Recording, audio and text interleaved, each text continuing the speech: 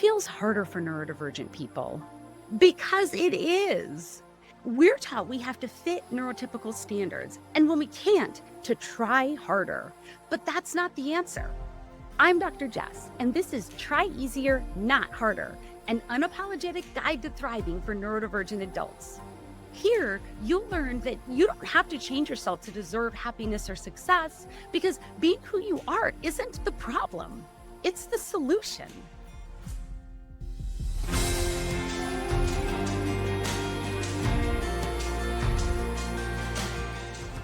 One more thing. I'm a doctor, but I'm not your doctor in this context. The information and opinions I share in this content are for educational and informational purposes only. They do not constitute professional advice, personal coaching, psychotherapy, psychological evaluation, diagnosis, or treatment, and are not substitutes for consultation with or services provided by a qualified professional. And another thing, this episode may contain a small amount of profanity. Viewer and listener discretion are advised. All right, let's get into it.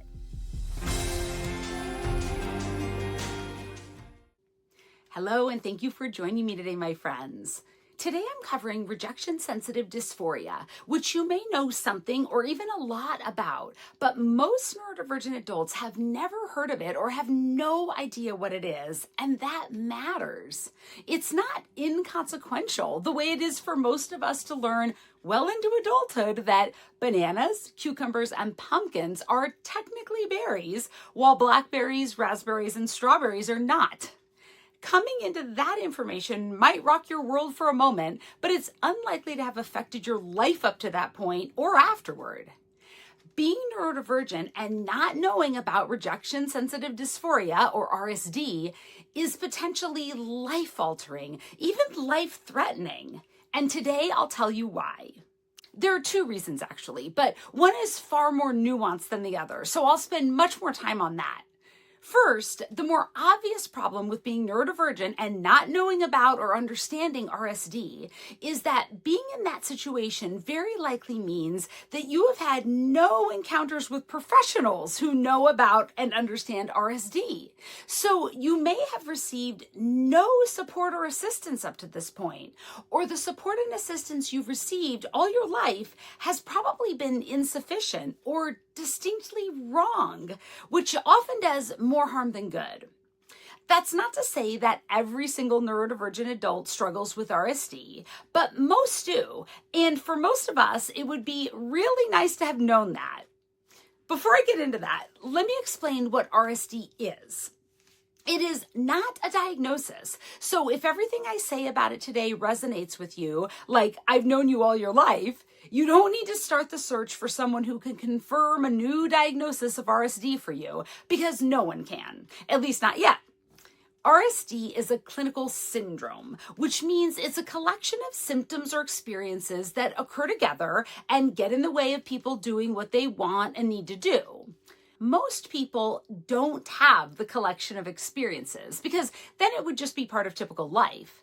But enough people do have the collection of experiences for that pattern to be recognized as something that is real and warrants understanding and possibly treatment. Because rejection sensitive dysphoria isn't something that a physician or psychologist can diagnose, we can extend a little grace to any professionals we've encountered who did not tell us about it. And there are other aspects of evaluation and diagnosis that lend themselves to misdiagnosis and missed diagnoses that I've touched on in a previous episode, so I won't go into detail today, except to note that RSD wasn't acknowledged as it's currently understood until 2010, and it's still mostly mentioned only in ADHD contexts. The concept actually originated in the work of Paul Wender, a psychiatrist who was the first to prove a genetic link to ADHD and that people with ADHD have lower dopamine levels. He was also among the first to study medication as ADHD treatment and is credited with convincing the rest of the world that adults have ADHD too. And all of that was in the 70s and 80s. Dr. Wender noted in his writings that adults with ADHD often endorse symptoms of depression that didn't meet the standard diagnostic criteria for a depressive disorder and didn't respond to treatment for depression. He called it atypical depression, which included a heightened sensitivity to rejection. But that part of Wender's work didn't really go anywhere. Fast forward to Bill Dodson, also a psychiatrist and one of the first to ever specialize in treating adult ADHD. In that work, he found that the aspect of ADHD that impacts adults the most is being unable to control their emotions, whether it be excitement, anger, worry, sadness, or any other feeling they have. He formalized the term rejection sensitive dysphoria to describe the facet of that emotional dysregulation adults report the most.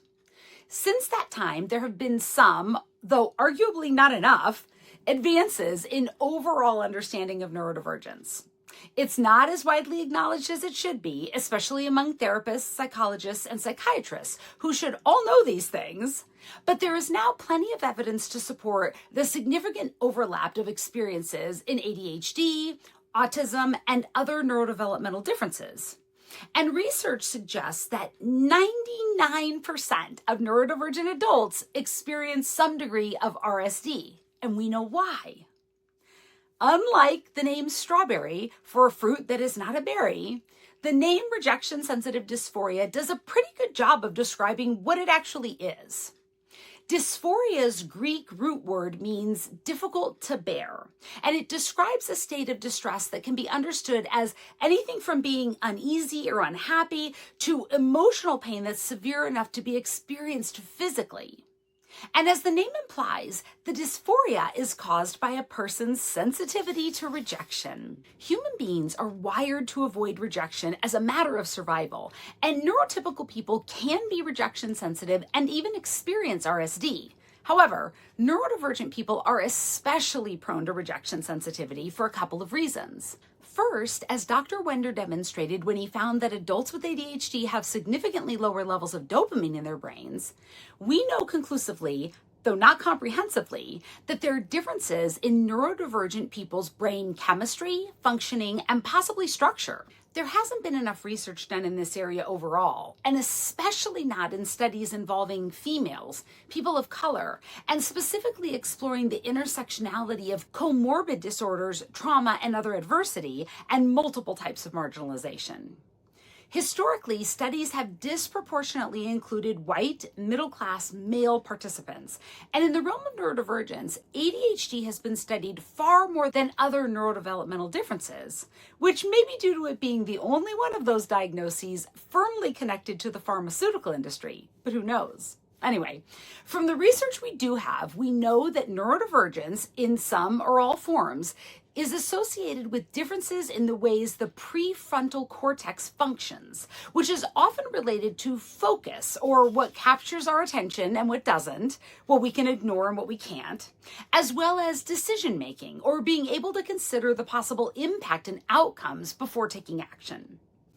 Differences in the levels of dopamine and other neurotransmitters, as well as the ways they're processed by the brain, add to the differences in prefrontal cortex functioning by over-rewarding pleasurable experiences, which often causes us to prioritize them.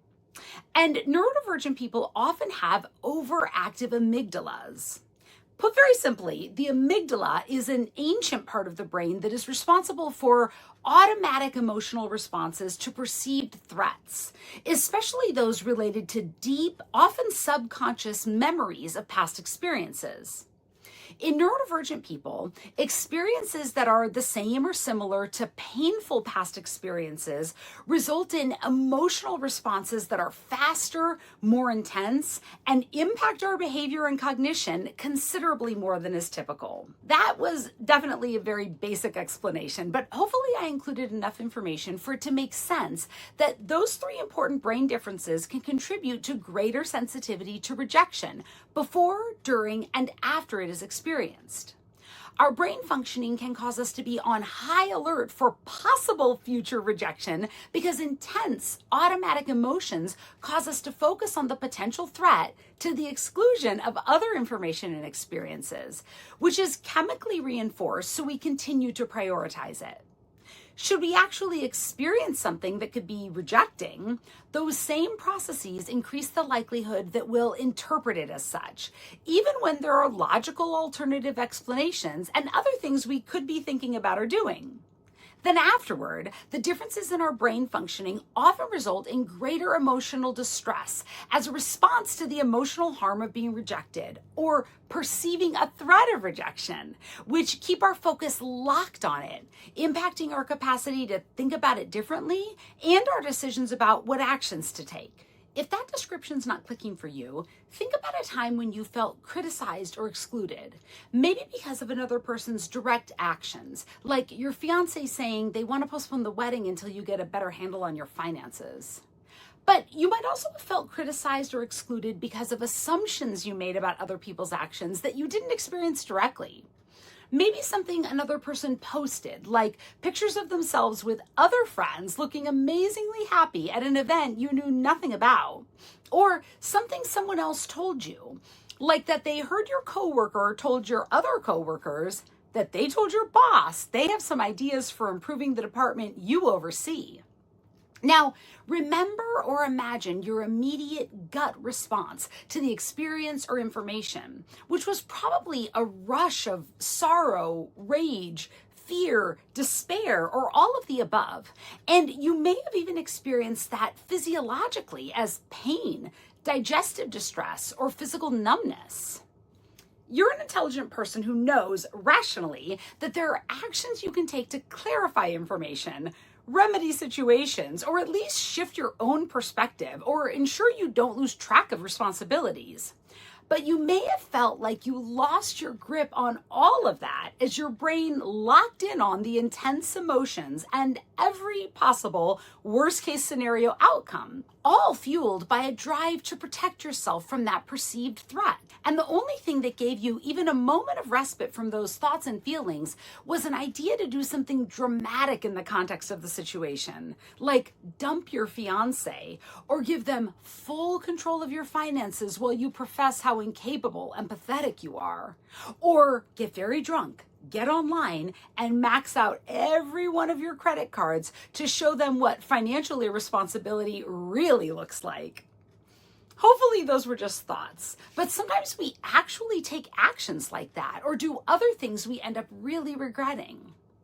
Both are reinforced by surges of dopamine and other brain chemicals that literally, physiologically reward our thoughts and actions that reduce the threat, even if it isn't actually a threat. And even if those thoughts and actions create far more painful and even dangerous situations. That's the influence of neurodivergent brain functioning differences on rejection sensitivity. But that's not all we're dealing with. Essentially, all neurodivergent adults had early experiences of rejection, or what felt to our young selves like being rejected, when just being ourselves caused us to be corrected, criticized, punished, teased, bullied, embarrassed, left out, or feeling like we're tolerated, not appreciated or chosen by others. Those experiences might support the healthy development of neurotypical children, largely because they're usually rare and don't repeat. Let me pause to make sure that's clear. Think of it like this. If you're in a new relationship and it's going amazingly, better than you ever dreamed, so you move in together and your partner notices that you sometimes fold towels into squares and other times you fold them in thirds, you tell them that you've never thought about it before and don't have any preference at all when it comes to how you fold towels. And they say that they have a strong preference for towels being folded into thirds. So you happily agree to fold them that way from here on out. And doing so really makes no difference to you at all, except that you feel good about doing it the way your partner prefers, which they appreciate, and it does prevent any distress or outcome that could arise from you folding them the way you used to. Now, let's take that same idea and apply it to neurotypical and neurodivergent children's experiences with, for example, talking a lot. Maybe their kindergarten class assigns one student each day for show and tell or sharing, which starts with a game of 20 questions to see if the class can guess what the child brought from home before they reveal their item and tell the class what it is. We'll pretend a hypothetical neurotypical kid and a hypothetical neurodivergent kid have very similar experiences the first time it's their turn to share, in that both of them got the same first question, is it alive? And answered by saying exactly what their item was and what it does until the teacher gently reminded them that they were only supposed to answer yes or no.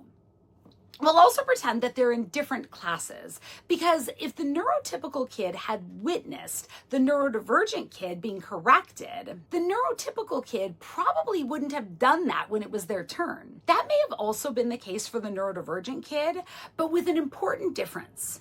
The hypothetical neurotypical kid didn't give all that information instead of answering yes or no. For any reason other than that, they didn't know the rules of the game well enough yet. So they just answered the question the way they normally talk about anything. And the next time it was their turn, it was no problem at all for them to answer only yes or no until their item was guessed or the 20 questions were used up. Engaging in the activity that way instead of the other way made no real difference to them, except that they felt good about doing it the way their teacher and peers expected, which they all appreciated, and it prevented them from being embarrassed or getting in trouble or losing friends had they repeatedly gone against the expectations and preferences of other people in the situation. The hypothetical neurodivergent kid might also receive the teacher's correction as fairly neutral, just the rules they're learning for something new. But maybe this kid also gets corrected more and more often for talking to their classmates when they're supposed to be listening to the teacher, and for giving long, detailed answers when they're called on. And on top of that, their best neighbor friend tells them to be quiet when they're watching cartoons together, and one day says matter-of-factly, "You talk too much." Plus, this kid's big brother has a running joke with their dad that nobody really pays attention when that kid talks, because they'll keep talking about it no matter what. And their mom says to them before they go in to visit their grandma in the hospital, "We all know you love to talk, but grandma doesn't feel good, so you can't be talking so much when we're in there. Plus, there might be another person sharing the room, and we don't want you to bother them." That hypothetical neurodivergent kid is 5 years old. A kindergartner. And while none of those corrections were totally inappropriate or particularly harsh, every one of them, every time, came when that hypothetical neurodivergent kid was just being themselves. And that really, really, really matters when it comes to development and wellness.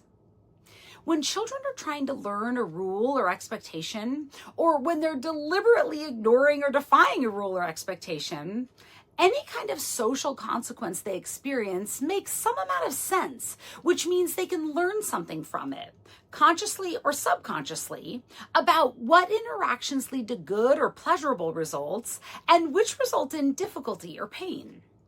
But when children think they are meeting expectations and have no intention of breaking a rule and no idea any rule even applies to what they're doing, but they still experience social consequences, nothing makes sense. And if that happens frequently and repeatedly and in multiple situations, the main thing they learn is that any interaction they have could lead to good or pleasurable results just as easily as it could result in difficulty or pain. You can see that, right? Our hypothetical neurodivergent kid lives in the same extroversion emphasizing world we do, so they're expected to be friendly and outgoing and participatory, and they inherently are. But that makes the teacher they adore mad at them, and their neighbor friend hurt their feelings and eventually not want to hang out with them. It brings their dad and brother closer to each other, but they say they aren't even listening to them. And when they want to give love to grandma to help her get better, they're told they could somehow hurt her and disturb some person they don't even know by being themselves. That hypothetical neurodivergent kid is 5 years old, a kindergartner. They can't make any sense of that because no one else around them can, and because it doesn't make sense. But their brain has it all figured out thanks to the amygdala. Remember the ancient brain structure that calls up intensely emotional memories of painful past experiences when a current experience is similar so that we can protect ourselves without even expelling any mental energy.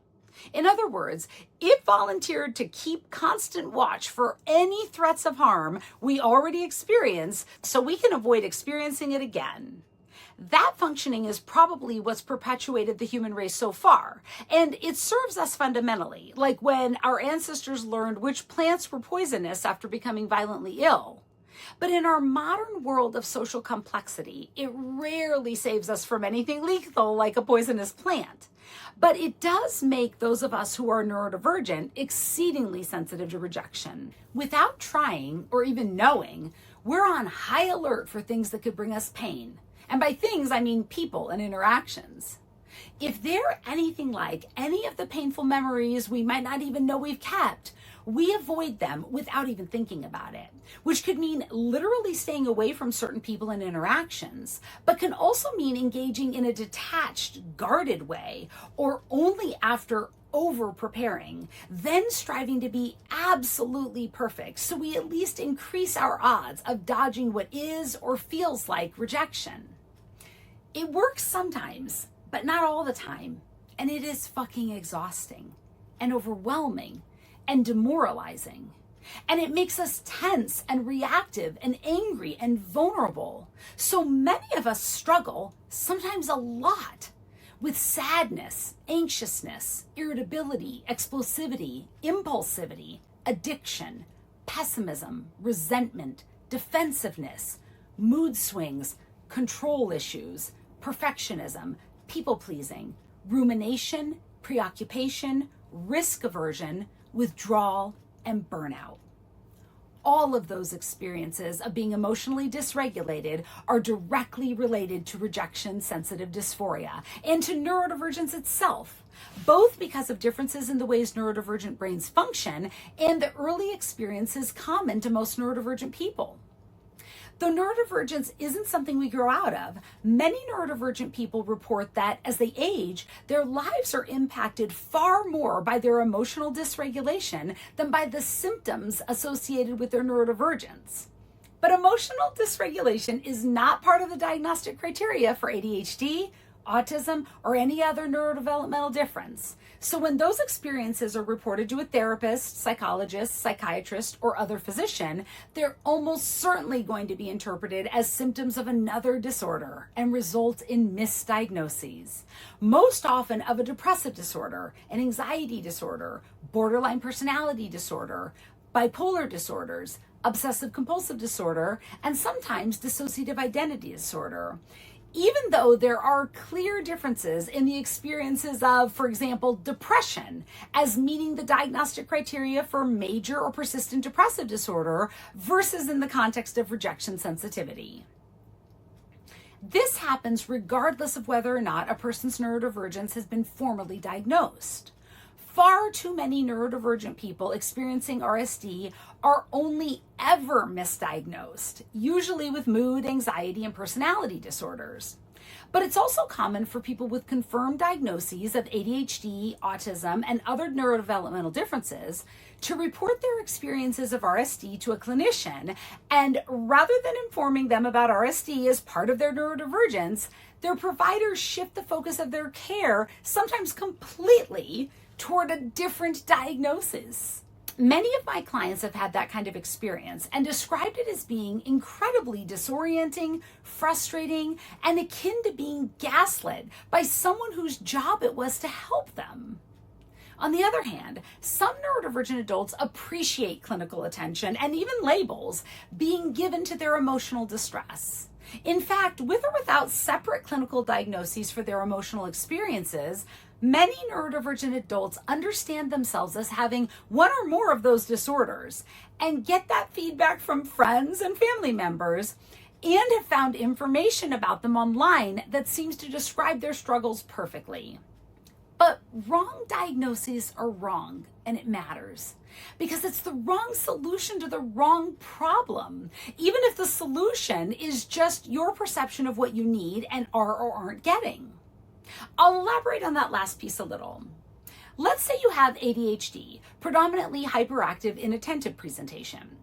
You've always been super social, very motivated to connect with people, and pretty impulsive, which has caused you to miss people's signals a lot. So the people you most want to be close to have often seen you as coming on way too strong and being kind of all over the place, so you lost them.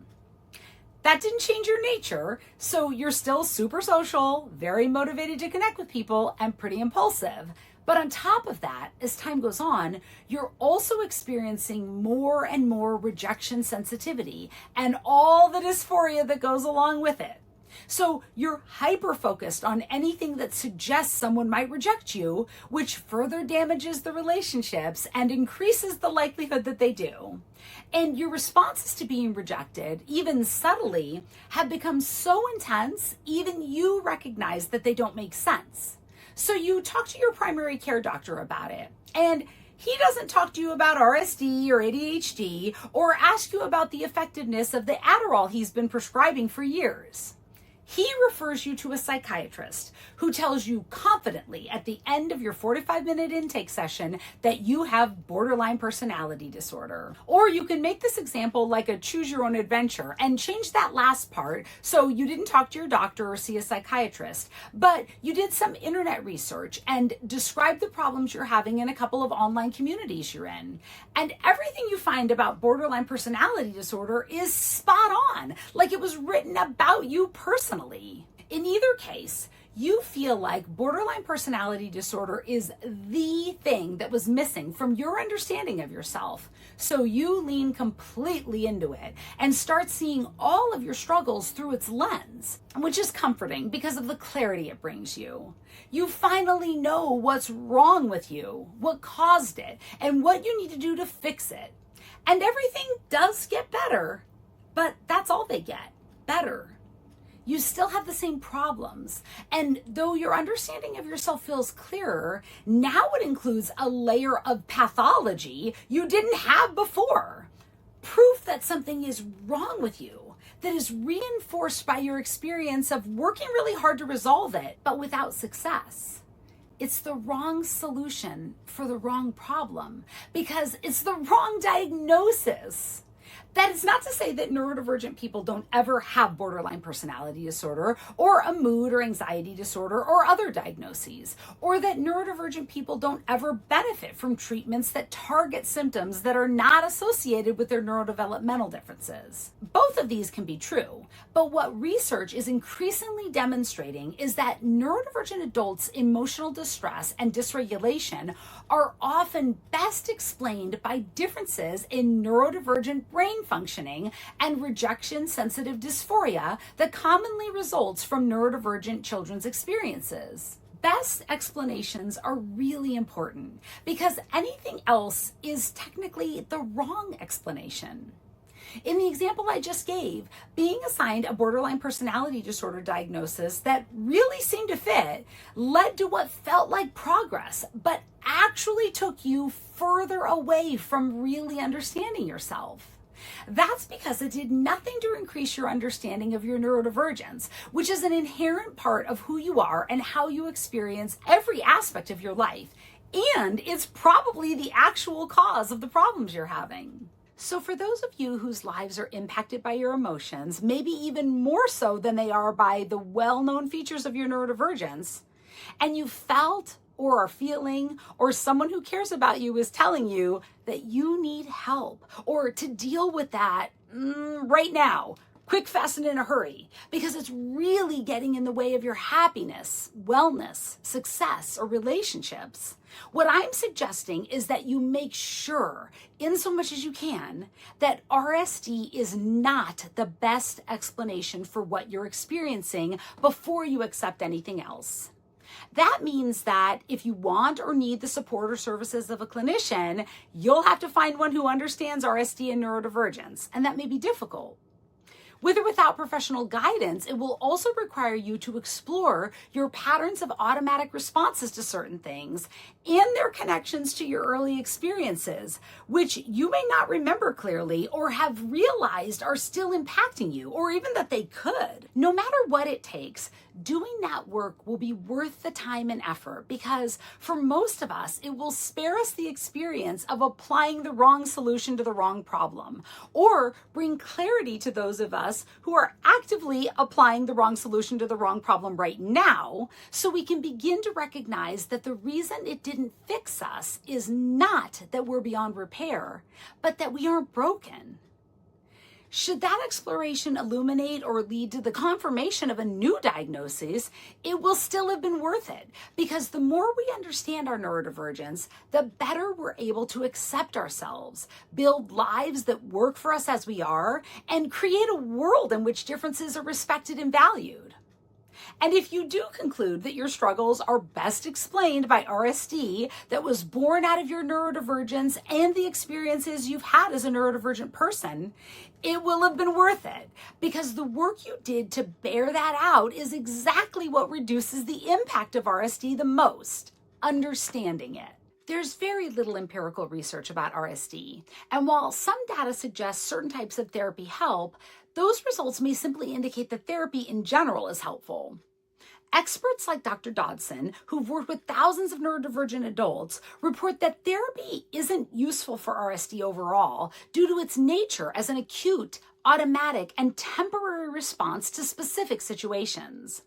What seems to help the most is knowing why RSD happens, to yourself specifically, and to most neurodivergent people, because that allows us to see RSD as the normal, common experience it is for people like us who've been through what we've been through.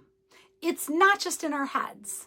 It's not proof that we're doomed to be criticized, corrected, and rejected by everyone forever, or that being criticized, corrected, or rejected will always cause us immeasurable pain. We didn't cause it, and we don't have to fix it, because it's not a failing or a flaw. And it turns out that thinking of it and ourselves that way is a huge part of why it's impacted us so much, and why it doesn't have to anymore. Until next time, remember, you don't have to change yourself to deserve happiness or success. Being who you are isn't the problem. It's the solution. I'm rooting for you exactly as you are. I'll see you next week. Thank you for joining me for this episode of Try Easier, Not Harder, an unapologetic guide to thriving for neurodivergent adults. If you found this discussion was valuable, please subscribe, leave a review, and share this episode with others who might benefit from it. For transcripts and information about working with me directly, visit my website, drjessicabello.com. For more content, follow at Dr. Jessica Bello on LinkedIn, Facebook, Instagram, and TikTok, at drjessicabello.com on Blue Sky, and at Dr. Jess Coach on YouTube. Disclaimer. The information and opinions shared in this content are for educational and informational purposes only. They do not constitute professional advice, personal coaching, psychotherapy, psychological evaluation, diagnosis, or treatment, and are not a substitute for consultation with or services provided by a qualified professional. Accessing this content does not establish a patient or client relationship. While efforts are made to ensure accuracy, no guarantees are made regarding this content's completeness, reliability, or applicability to individual circumstances. Any application of or reliance on the information and opinions in this content is at the user's own risk. Music: Marcus Way, Lovely Day, Tribe of Noise. Copyright 2025, Jessica Bello, PhD, PLLC, all rights reserved. Thank you for being here. Take care of yourself, my friend.